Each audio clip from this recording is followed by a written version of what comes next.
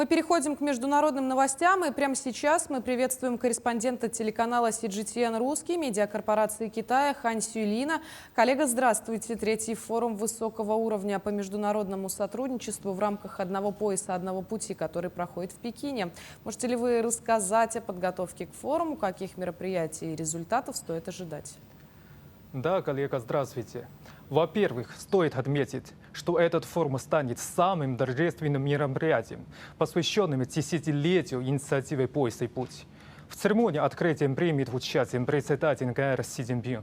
Он выступит с речью, а также проведет приветственный банкет и двусторонние мероприятия для гостей, которые прибудут на форум.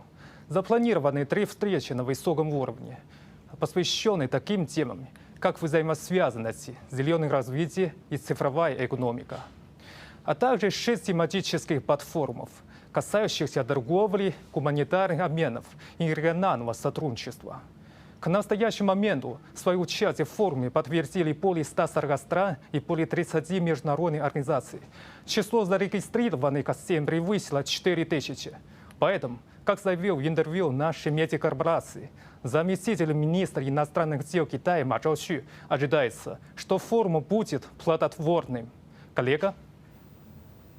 Действительно, насыщенная программа. Давайте в рамках форума подведем итоги того, что уже удалось сделать за минувшее десятилетие, чего добился Китай и что дает эта инициатива другим странам.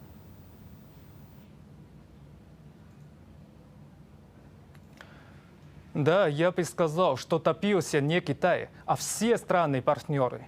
Как раз совсем недавно пресс-канцелярия Госсовета КНР опубликовала белую книгу, в которой подробно рассказывается о самой идее строительства пояса и пути и подводятся итоги ее реализации за первые десятилетия.